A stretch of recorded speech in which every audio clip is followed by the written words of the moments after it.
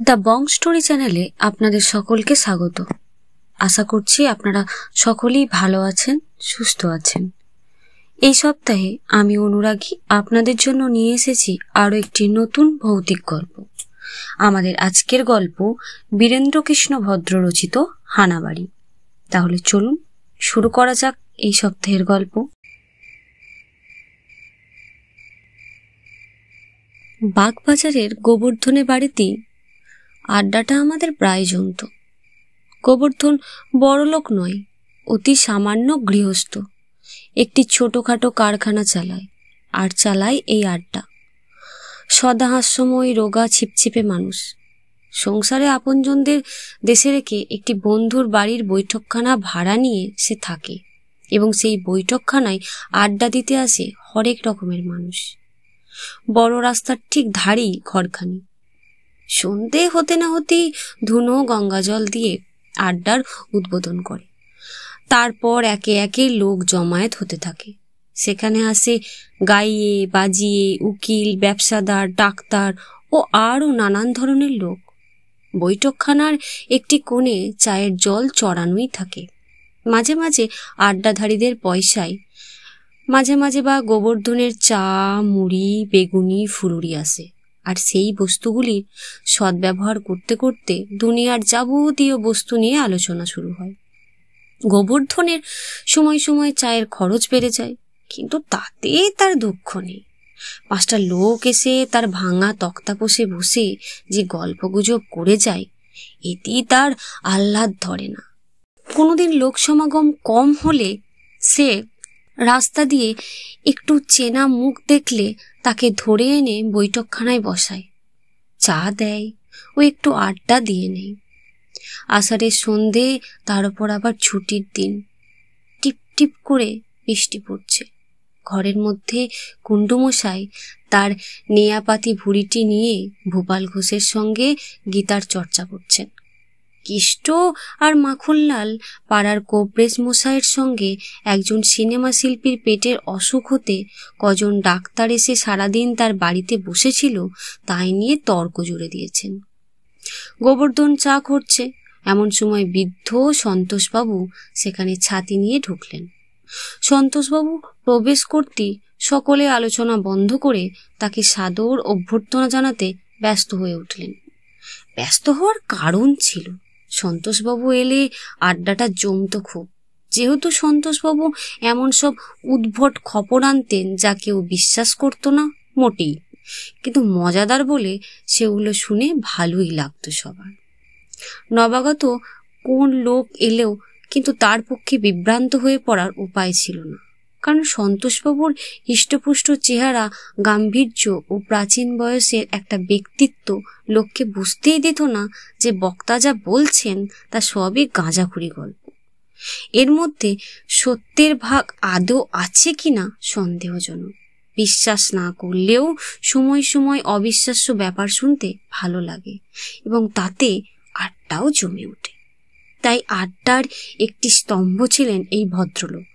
তবে সময় সময় সন্তোষবাবু এমন মাত্রা অতিরিক্ত আজগুবি কাহিনী ফাঁদতেন যা শুনলে বোঝা যেত টাহা বাজে, এবং একটি সন্তোষবাবুর সকল্পিত। কিছুদিন আগে তখন আসামে নাগাদের খুব উৎপাত চলছে। সেই সময় একদিন অতি গম্ভীর মুখে সন্তোষবাবু আড্ডায় প্রবেশ করলেন। গোবর্ধন জিজ্ঞেস করল, কি ব্যাপার কি সন্তোষবাবু, আজ এত গম্ভীর কেন? সন্তোষবাবু চেয়ারে গা এলিয়ে দিয়ে বলে উঠলেন, আর গম্ভীর, অবস্থা খুব গুরুতর, নাগারা বোধহয় এসে পড়ল। কেষ্ট জিজ্ঞেস করল, কোথায় আসছে মশাই, আসামে? সন্তোষবাবু ভ্রু কুঞ্চিত করে বলে উঠলেন, আসামে হলে তো বাঁচা যেত, খাস কলকাতায় পাকিস্তানিদের নিয়ে ঢুকে পড়বার চেষ্টা করছে। 7-8 দিনের মধ্যে যে কি হবে বোঝা যাচ্ছে না। কুণ্ডুমশাই তাকিয়ায় ঠেস দিয়ে এতক্ষণ বসেছিলেন। সন্তোষবাবুর কথা শুনে একটু মুচকি হেসে জিজ্ঞেস করলেন, খবরটা কি টেলিগ্রামে আপনাকে কেউ দিয়ে গেছে? সন্তোষবাবু বিরক্ত হয়ে বলে উঠলেন, টেলিগ্রামে কেন দেবে? খাস মিলিটারি ডিপার্টমেন্টের খবর মশাই, গভর্নমেন্ট খুব ভাবিত হয়ে পড়েছে। কুণ্ডু মশাই যে কথা শুনে হো হো করে হেসে উঠলেন। তাই দেখি সন্তোষবাবু চোটে বলে উঠলেন, আচ্ছা মশাই, হাসছেন হাসুন, ব্যবসাদার মানুষ, তাই আপনার সবেতে অবিশ্বাস। কিন্তু বুঝবেন ঠেলা, যখন দেবে এসে নাগাড়া খোঁচা, তখন গাঁক গাঁক করে চেঁচাতে থাকবেন। ওই নোয়াপাতি ভুঁড়ি নিয়ে আর গদিতে বসতে হবে না, পিটিয়ে অর্ধেক করে দিয়ে যাবে। কুণ্ডু মশাই প্রত্যুত্তরে ঠাট্টা করে তখনই বলে উঠলেন, যাক, আপনি আছেন যখন, তখন আমার আর ভয় কি? মিলিটারি নিয়ে এসে আমার যেটুকু থাকবে সেটুকু একটু তদারকি করে বাঁচিয়ে দেবেন। আর কারোর উপর তো নির্ভর করতে পারবো না, আপনার ভরসাতেই থাকবো। কথাটা শুনে কেষ্টু আর ভূপাল হেসে উঠল। আর যাই কথা, সন্তোষবাবু খেপে যাবার সময় শুধু আচ্ছা বলে বেরিয়ে গেলেন। গোবর্ধন চায়ের পেয়ালা নিয়ে ছুটে এসে বলল, ও দাদা, চাটা খেয়ে যান, এর মধ্যে যাচ্ছেন কোথায়? ততক্ষণে সন্তোষবাবু রাস্তার অর্ধেক চলে গেছে। দূর থেকে হাত নেড়ে জানিয়ে দিলেন যে ও জিনিস খাবার ইচ্ছা তার নেই। তারপর আর দিন 15 তিনি আড্ডায় আসেননি। সম্ভবত নাগারা না আসাতে তিনি মনে মনে খুব দাগা পেয়েছিলেন। কিন্তু একবার যিনি আড্ডাধারী হয়েছেন তিনিই জানেন যে আড্ডার মোহ ছাড়া কি কঠিন। সন্তোষবাবু বাড়িতে বসে থাকতে পারলেন না, বৃষ্টির মধ্যেই বেরিয়ে পড়লেন। তিনি আসতেন অনেক দূর থেকে, কিন্তু আষাঢ়ের এই বর্ষার সন্ধ্যায় আড্ডা ছেড়ে বাড়িতে পড়ে থাকা মানে নির্বাসনের সামিল। তাই চৌরঙ্গীর কাছাকাছি জায়গা থেকে বাগবাজারের দূরত্বটা বেশি ঠেকল না। তিনি বেরিয়ে পড়লেন। সন্তোষবাবুকে আসতে দেখে কুণ্ডু মশাই সেদিন একটু অধিক আপ্যায়ন শুরু করলেন। বললেন, বসুন বসুন সন্তোষবাবু, নতুন কি খবর আছে বলে ফেলুন। নাগাদের প্রসঙ্গ পাছে উঠে পড়ে, সেই জন্যই বোধহয় সন্তোষবাবু একেবারে ভিন্ন লাইনের কথা পেরে বসলেন। চোখ দুটি বড় করে বললেন, মশাই, আজ একটা আশ্চর্য ঘটনার কথা শুনে এলো। আমাদের পাশের বাড়িতে একটি বউ হঠাৎ মাল গোছা মেরে তার শ্বশুর, দেবর আর স্বামী 3-3টে সন্ডাকে ঘুষি মেরে শুয়ে দিয়েছে। হই হই কাণ্ড। ঘোমটা দেওয়া বাড়ির বউ, তার গায়ে হঠাৎ অসুরের শক্তি কি করে এলো রে বাবা! পাড়া প্রতিবেশী সবাই এলো, আমাদের বাড়ির ছেলেগুলোও গিয়েছিল। তারা এসে বলল, বাবা, তার কাছে এগোয় কার সাধ্যি! অনবরত হিন্দিতে বলছে আর তাল ঠুকে সকলকে চ্যালেঞ্জ করছে, আও হামারা সাথ, কোন লড়েগা আও, একদম জান মে খতম কর দেগা। তাই শুনে ডিগডিগেগুলো সবাই পালিয়েছে। এখন 7টা জোয়ান এসে তাকে কোনো মতে দড়ি দিয়ে বেঁধে রেখেছে বটে, কিন্তু চিৎকারে লোকের কান ঝালাপালা হওয়ার উপক্রম। গোবর্ধন টিয়া পাখির মতো নাকটি নিয়ে পাশে দাঁড়িয়েছিল। খবর শুনে তার নাক খেঁদা হয়ে যাবার জোগাড়। সে হাঁ করে বলে উঠল, বলেন কি? কুণ্ডু মশাই, ভূপাল ঘোষাল, দেবেন উকিল সবাই খবরটা শুনে গা ঝাড়া দিয়ে উঠে বসলেন। সন্তোষবাবু বলে চললেন, এখন পুলিশ, ডাক্তার সব এসেছে, কেউ কিচ্ছু করতে পারছে না। ভূপাল ঘোষাল বললে, বোধহয় পাগল হয়ে গেছে হঠাৎ। পাগলদের গায়ে বায়ুর প্রকোপ খুব জোর হয় শুনেছি। সন্তোষবাবু বিরক্ত সুরে বলে উঠলেন, ধুর, তোর পাগল! একটা বউ পাগল হলে বাড়ির লোক সামলাতে পারতো না? কুণ্ডু মশাই হেসে বলে উঠলেন, একটা স্ক্রু আলগা হয়ে থাকলে সামলানো মুশকিল, তার উপর যদি আবার বউয়ের মাথা খারাপ হয়, তাহলে তো 7 গোষ্ঠীর কেউ সামলাতে পারবে না। সন্তোষবাবু প্রতিবাদ করে বলে উঠলেন, আরে মশাই, পাগল নয়, ভূতে ধরেছে। শোনা গেল বাড়ির পাশে একটি পোড়ো বাড়ির উঠোন আছে, সেখানে আগে নাকি কুস্তির আখড়া ছিল। বউটা জানতো না, দুপুরবেলায় সেখানে ঘর ঝাড় দিয়ে জঞ্জাল ফেলেছিল। তারপরই এই ব্যাপার। কোন বেটা পলায়ন ভূত কাঁধের ওপর চেয়ে বসেছে। ভোপাল বলে উঠল, যত সব বোগাস ব্যাপার, ভূতে ধরেছে না ছাই, হিস্টেরিয়া হবে। সন্তোষবাবু কথাটা আহত হয়ে বলে উঠলেন, আমি জানি, আমি বললি সেটা ভোগাস ব্যাপার বলে, আপনারা উড়িয়ে দেবেন, কিন্তু এ আর অপরের মুখ থেকে উড়ো খবর শুনে আসা নয়, খাস আমার বাড়ির পাশে স্বচক্ষে দেখা। এক বোগাস বলেন তো আমি আর কি বলবো। বিশ্বাস না হয় আমার সঙ্গে গিয়ে দেখবেন, চলুন। মেয়ে ছেলে কি চোখ পাকিয়ে একটা রদ্দায় সবাইকে কাত করে ফেলছে। কুণ্ডমশাই হঠাৎ সন্তোষবাবুকে সমর্থন করে বলে উঠলেন, না, আজকের ঘটনাটা অবিশ্বাস করবার মতো নয় ভূপাল। এরকম হতে পারে। ভূতের ভর হলে অতি প্যাংলা লোকও থরহরি কাঁপিয়ে দিতে পারে। বউটাকে হয়তো ভূতেই ধরেছে। ভূপাল তাচ্ছিল্যের হাসি হেসে বলে উঠল, দূর, ভূত ফুত সব বাজে। ভূত যদি থাকেও তাহলে সে কখনো মানুষের অনিষ্ট করতে পারে না, কারণ তোমার আমার দেহ ধারণের ক্ষমতা ভগবান তাকে দেননি। সন্তোষবাবু একটু উষ্ণ স্বরে বললেন, দেহ ধারণ না করেও তারা অন্য দেহের ভেতর ঢুকতে পারে না বলছেন? ভূপাল নির্বিকারে বলল, আমার তাই ধারণা। ভূত মানেই মনের ভুল। চিরকালের সহজাত সংস্কার থেকে মানুষের মনে ভয়ের উৎপত্তি হয়। তাই থেকে মানুষের মনে নানা ক্রিয়া প্রতিক্রিয়া ঘটতে পারে। লোকে সেইটাকেই ভূতে ধরেছে টরেছে বলে। আসলে ওটা মনের একটা বিকৃত অবস্থা। গোবর্ধন এতক্ষণে কোনো কথা কয়নি। সে কিন্তু এবার বলে উঠল, না ভাই ভূপাল, মনের অবস্থার সঙ্গে এর কোনো সম্পর্ক নেই, কারণ আমি কয়েকটা ঘটনা জানি যা নিছক ভূতের ব্যাপার। ভূপাল চায়ের একটি পেয়ালাখানা খানিকটা চা ঢেলে নিয়ে বলে উঠল, ও আমিও অনেক জানি। বলি, নিজে কখনো ভূত দেখেছ? না, তা দেখিনি, তবে অতি বিশ্বাসী লোকের মুখে শুনেছি। তারা নিজেরা দেখে এসে বলেছেন। ভূপাল বললে, থাম, ওই কথাই সবাই বলে। কেউ নিজের চোখে কিছুই দেখেনি, শুধু শুনিই এসেছে। এরপর কুণ্ডমশাই নিজের এক ভৌতিক দর্শনের গল্প করলেন। কবরেজ মশাই একটি ছাড়লেন। কিন্তু অবিশ্বাসী ভূপাল ঘোষাল গল্পগুলো মন দিয়ে শুনলেও মুখ টিপে টিপে যেভাবে হাসতে লাগলো, তাতে বেশ বোঝা গেল যে ও কারুর গল্পই ঠিক মতো বিশ্বাস করছে না। কিন্তু ভূতের গল্প শুরু হলে আর থামে না। তার ওপর বাদলার দিনে সন্ধ্যাবেলায় শুরু হলে আর তার জের অনেকক্ষণ টেনে নিয়ে যেতে শ্রোতা ও বক্তার বেশ ভালোই লাগে। গল্প যখন খুব জমে উঠেছে, ঠিক এই সময় দীনেশবাবু বলে আমাদের এক পুরনো বন্ধু সেখানে প্রবেশ করলেন। তার সঙ্গে এলেন একজন কোট প্যান্ট পরিহিত পৌর ভদ্রলোক। অতি সৌম্যমূর্তি ও লম্বা চওড়া মানুষটি। পরিচয়ে জানা গেল ভদ্রলোক দীনেশবাবুর খুব পরিচিত একজন ডাক্তার, দক্ষিণ কলিকাতায় থাকেন। ওইদিকে কোনো বৈষয়িক কাজে এসেছিলেন। হঠাৎ দীনেশবাবু আমাদের আড্ডাটাকে দেখবার জন্য তাকে জোর করে টেনে এনেছে। দীনেশবাবু আলাপ করিয়ে দিতেই সকলে তাকে নমস্কার জানিয়ে হাসি মুখে অভ্যর্থনা করলেন। গোবর্ধন একটা চেয়ার টেনে তাকে বসিয়ে চা দিলে। দীনেশবাবুও তক্তাপোষের একধারে আসন গ্রহণ করলেন। যে প্রসঙ্গ চলছিল সেটা আগন্তুকের সামনে চালানোর ঠিক সঙ্গত হবে কি হবে না ভাবতে ভাবতে সবাই চুপ করে গেলেন। কিন্তু দীনেশবাবুই একটা সিগারেট ধরিয়ে হঠাৎ বলে উঠলেন, কি সবাই চুপচাপ হয়ে গেলেন কেন? আমি ডাক্তার মুখার্জিকে নিয়ে এলুম আমাদের বাগবাজারের আড্ডা দেখাতে, আর সেই আড্ডাধারীরাই চুপ হয়ে গেল। গোবর্ধন সহাস্যবদনে বলে উঠল, না, এই আজে বাজে ভূতের গল্প হচ্ছিল, আপনারা আসতে।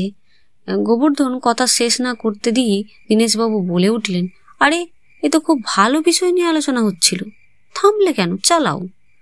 সেই সময় ভূপাল হঠাৎ বলে বসল, না না, ওসব কি আজে বাজে কথা, ওই নিয়ে শুধু সময় নষ্ট করে লাভ নেই। তার চেয়ে পলিটিক্স আলোচনা ঢের ভালো। সময় না কাটলেই লোক ভূতের গল্প করে, বুঝেছেন না? দীনেশবাবু গম্ভীর হয়ে বললেন, ভূপাল, তুমি ভূত বিশ্বাস করো না মোটেই? ভূপাল সহস্যে বলল, বিলকুল না। দীনেশবাবু ডাক্তারবাবুর মুখের দিকে একবার চেয়ে বলে উঠলেন, এ বলে কি মশাই, আপনার সেই কাহিনী শুনলে তো এরা থ হয়ে যাবে। ডাক্তার মুখার্জি এ প্রসঙ্গ চাপা দেবার অভিপ্রায়ে বলে উঠলেন, না না, ও বিশ্বাস না করাই ভালো। কেন আবার ওসব আলোচনা, অন্য বিষয়ই চলুক না। দীনেশবাবু বললেন, না মশাই, এরা ভূত বিশ্বাস করে না, এ তো মেনে নিতেও পারা যায় না। আপনি অন্তত তা স্বীকার করবেন না নিশ্চয়ই।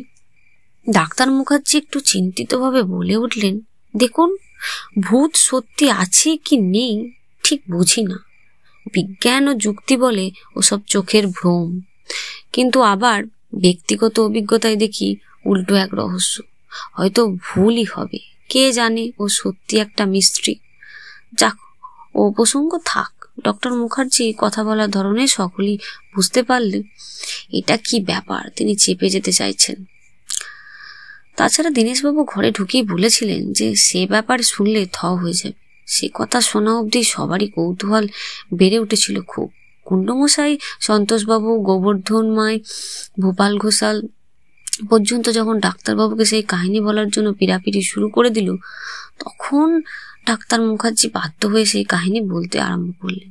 ডাক্তার মুখার্জি বললেন, দেখুন, ভূত আমি কোনোদিনই বিশ্বাস করতাম না, আজও যে পুরোপুরি করি তাও নয়। তবে আমার জীবনে এমন একটা অলৌকিক ঘটনা ঘটেছিল যার হদিশ আমি আজও পাইনি এবং যার জন্য আমার জীবনের মহামূল্য কয়েকটা বছর খেসারত দিতে হয়েছিল।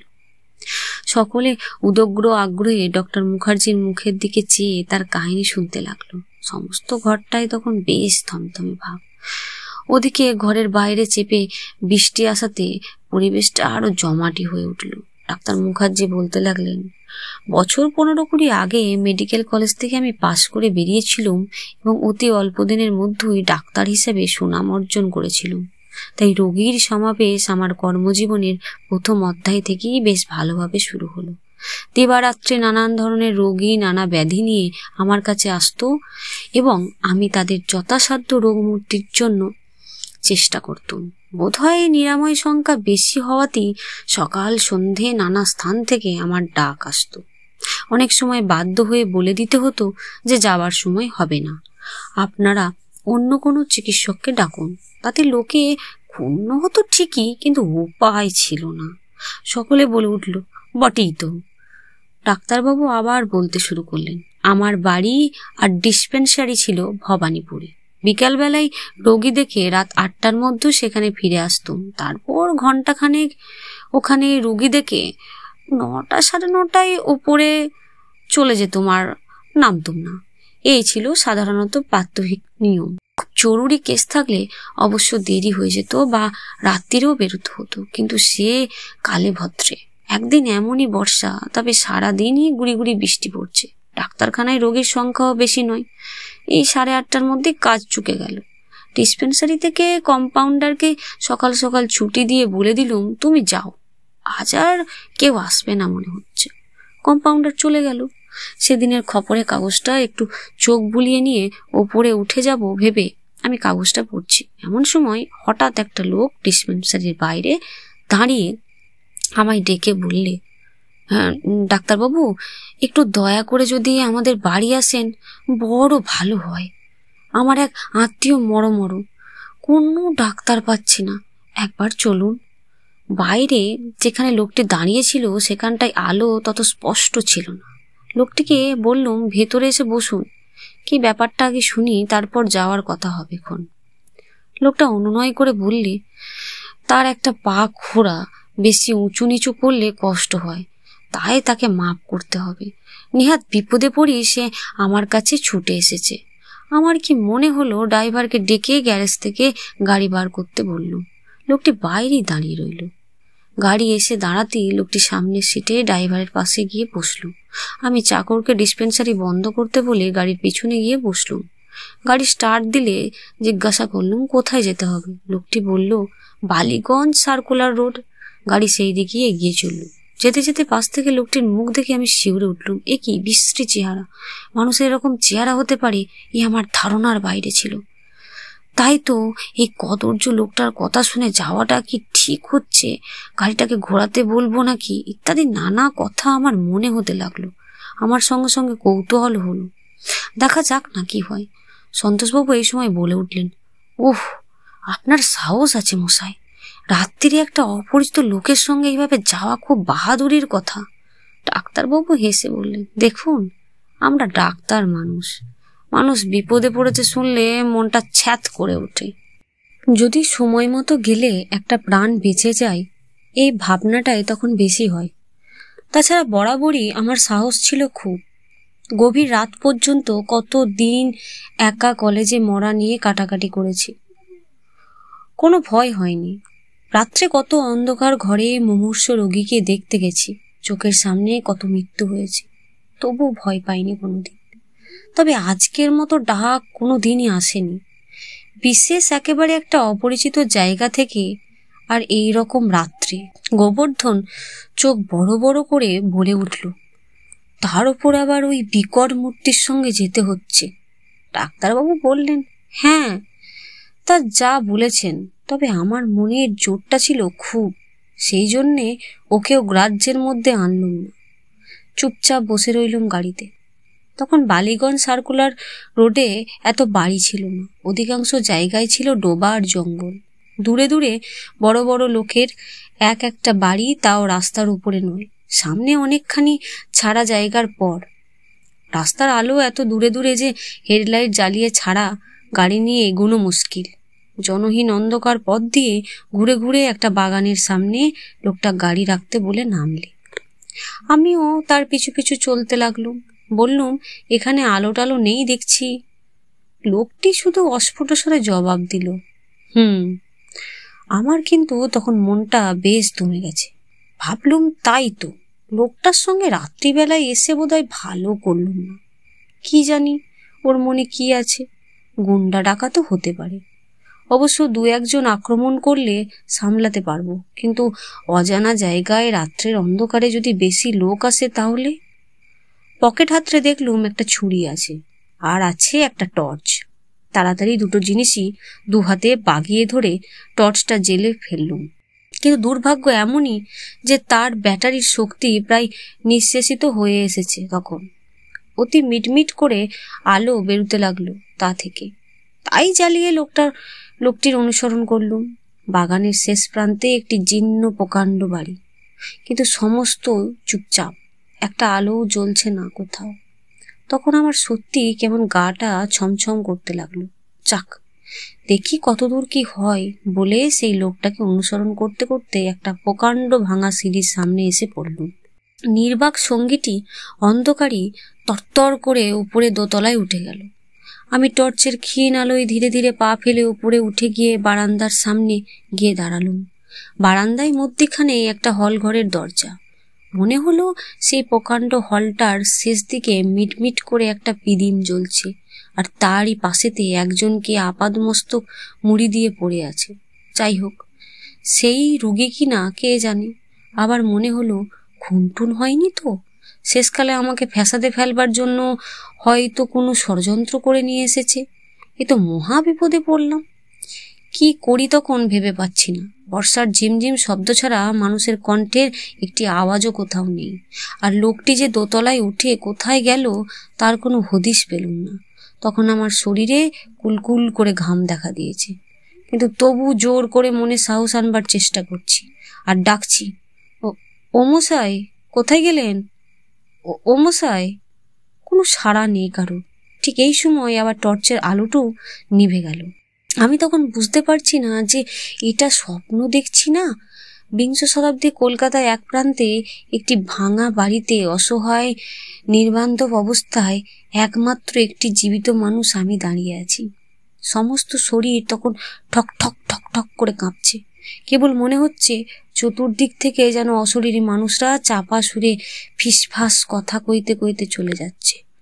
আবার তারপরই মনে হলো, দূর দূর, এসব মনের ভুল, নিজের মনের ভয়ের ছায়া। আসলে কোনো দুষ্টু লোকের পাল্লায় পড়েছি আমি।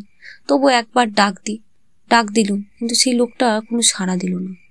আমার গলার আওয়াজ শুনে হলঘরের মধ্যে সেই কঙ্কালে ঢাকা লোকটি শুধু ক্ষীণ কণ্ঠে বললে, ডাক্তারবাবু এসেছেন? আসুন এখানে, আমি একটু দেখে যান তো।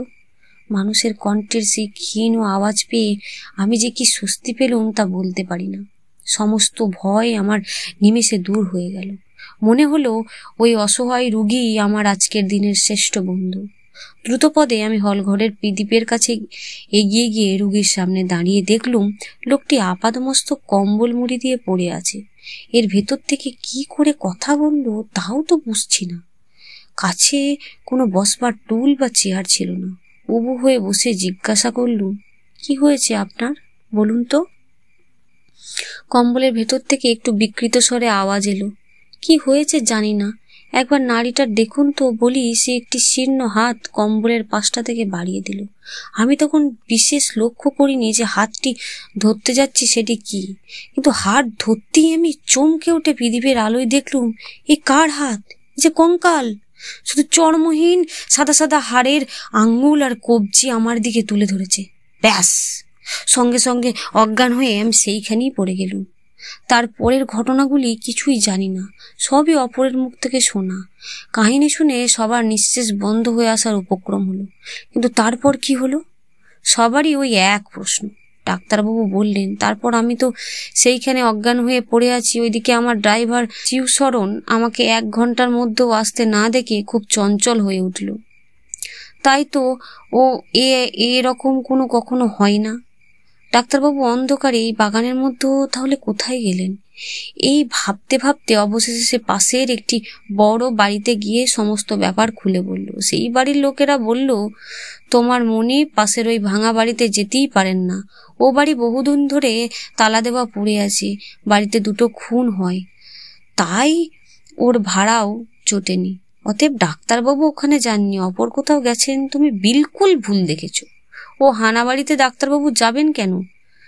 শিবশরণ হলপ করে বলল, ডাক্তারবাবু ওইখানেই গেছেন। আমার গাড়ি ওই বাগানের গেটে রয়েছে, আপনারা দেখবেন, চলুন। সকলে তার কাকুতি মিনতি শুনে 10-12 জন চাকর দারোয়ান নিয়ে 2-3টে বড় টর্চ জ্বালিয়ে সেইখানে গেল। গিয়ে দেখলো সত্যিই তো বাড়িতে তালা দেওয়া নাই, দরজা খুলে পড়ে রয়েছে। তখন তারা একটু অবাক হয়েই সিঁড়ি দিয়ে দোতলায় উঠে গেল। হলঘরে ঢুকেই তারা দেখলো আসবাবহীন শূন্য সেই কক্ষে শুধু আমি একা অজ্ঞান হয়ে পড়ে আছি। তারপরে আমায় ধরাধরি করে সকলে বাড়ি নিয়ে আসে। শুনেছি 3-4 দিন আমার কোনো জ্ঞানই ছিল না। তারপর ধীরে ধীরে জ্ঞান ফিরে এলো, প্রায় আমি অজ্ঞান হয়ে যেতাম। তারও কিছুদিন পরে ভালো হয়ে উঠলো। আমার স্মৃতিশক্তি একেবারে নষ্ট হয়ে গেল। বাইরে থেকে সুস্থ দেখালো, মনে মনে কিরকম অস্বস্তি বোধ করতুম, কিন্তু কাউকে কিছু না বলে চুপচাপ থাকতুম। এখানকার চিকিৎসকেরা দেখে ফতোয়া দিলেন যে মেলাঙ্কোলিয়া বা বিষাদ রোগে ভুগছি আমি। কাজকর্ম আবার শুরু করলে ধীরে ধীরে ভালো হয়ে যাব। সকলে আমায় ডাক্তারখানায় বসবার জন্য জেদ করতে লাগলো, কিন্তু আমার সেখানে বসবার ইচ্ছে হলো না। বাড়িতে আমার এক ভাইপো তখন সবে ডাক্তারি পাস করেছে। সে বললে, কাকা চলো, তোমাতে আমাতে রুগী দেখবো। তার কথায় বাধ্য হয়ে ডাক্তারখানায় আমি সকালবেলায় বসে রুগী দেখতে লাগলাম, কিন্তু কোনো প্রেসক্রিপশন লিখতাম না। একদিন সে কোথায় বেরিয়ে গেছে, তখন 2 জন রুগী বুকের অসুখের চিকিৎসা করতে আমার কাছে এলো। আমি পরীক্ষা করে তাদের 2 জনকে প্রথম একটা মিক্সচার খাবার জন্য ব্যবস্থাপত্র লিখে দিয়ে বললুম, কম্পাউন্ডারকে এই প্রেসক্রিপশন দেখান, দিয়ে দেবে। রোগীরা প্রেসক্রিপশন নিয়ে কম্পাউন্ডারকে দিয়ে এলো, বললে একটু পরে ওষুধ নিয়ে যাবে। তারপর আরও কয়েকজন রোগীকে দেখে ব্যবস্থাপত্র লিখে দিলুম। খানিকক্ষণ পরে কম্পাউন্ডার হন্তদন্ত হয়ে ছুটে এসে আমায় পাশের ঘরে ডেকে নিয়ে বললেন, ডাক্তারবাবু আপনি কি করছেন? প্রত্যেকটি খাবার ওষুধের সঙ্গে যেসব ওষুধ মিশিয়ে দিতে বলেছেন সেগুলি তো প্রত্যেকটি সাংঘাতিক বিষ। এ কি করে দেওয়া যায়? তখন আমি আরো ভয় পেয়ে গেলুম। কি যে করব বুঝতে পারলাম না। কম্পাউন্ডার তখন আমার ভাইপোর ফিরে না আসা পর্যন্ত রোগীদের ওষুধ দিতে পারবে না বলে জানিয়ে দিল। তারা তখনকার মতো বিদায় নিয়ে চলে গেল। এরপর থেকে আমায় আর ডিসপেন্সারিতে বসতে দেওয়া বোধহয় কারুর সঙ্গত মনে হলো না। আমায় ভিয়েনার পাঠিয়ে দেওয়ার জন্য বাড়ির সকলে মতলব করল এবং আমার ভাইপোর কোনো এক বিখ্যাত চিকিৎসকের তত্ত্বাবধানে আমাকে সেখানে নিয়ে গিয়ে রেখে দিয়ে এলো। 3 বছর ধরে সেখানকার একজন সুবিখ্যাত মনস্তত্ত্ববিদ ডাক্তারের পর্যবেক্ষণ ও চিকিৎসাধীনে আমি রইলুম। তিনি শেষের 1 বছর আমাকে দিয়ে রুগী দেখতে বেরুতেন ও প্রেসক্রিপশন লিখতে বলতেন। ঠিক ঠিক লিখলে তিনি খুব উৎসাহ দিতেন আমায়। তারপর তিনি আমায় প্রকৃত রোগমুক্ত করে ছেড়ে দিলেন। আশ্চর্য, স্মৃতিশক্তিও আবার ধীরে ধীরে ফিরে এলো। আবার চিকিৎসা ব্যবস্থা শুরু করলুম, আজও করছি। তবে রাত্রে পরিচিত লোক এসে ডাকলেও আমি আর সহজে যাই না। যদিও বা যেতে হয় তখন সঙ্গে লোক নেই। সকলে হাঁ করে ডাক্তারবাবুর এই অলৌকিক কাহিনী যেন গিলছিল। ডাক্তারবাবু থামতে ভূপাল অনুসন্ধিৎসুহ হয়ে জিজ্ঞাসা করলেন, আচ্ছা এটা কি সম্পূর্ণ ভৌতিক ব্যাপার বলে আপনি মনে করেন? ডাক্তারবাবু বললেন, কি যে ব্যাপার তা আজও বুঝতে পারিনি মশাই, তবে এ ব্যাপার নিতান্ত সত্য আর আমার জীবনে ঘটেছে তারও প্রমাণ আপনারা আমার বাড়ির লোকের কাছ থেকেই শুনতে পারেন। শিবশরণ ড্রাইভারও রয়েছে, সেও অনেকটা বলতে পারে। এ ভৌতিক কিনা জানি না, তবে অলৌকিক। দীনেশবাবু এই সময় বলে উঠলেন, যাক ভাই, এ নিয়ে আর তোমরা বেশি মাথা ঘামিও না, শেষকালে তোমাদেরও হয়তো ভিয়েনায় যেতে হতে পারে। সকলে হেসে উঠল। বাইরে তখন বৃষ্টি ধরে গেছে। আমাদের আজকের গল্প আপনাদের কেমন লাগলো তা অবশ্যই আমাদের কমেন্ট করে জানাবেন। আপনাদের সঙ্গে আবারও দেখা হবে পরের সপ্তাহে নতুন কোনো গল্প নিয়ে।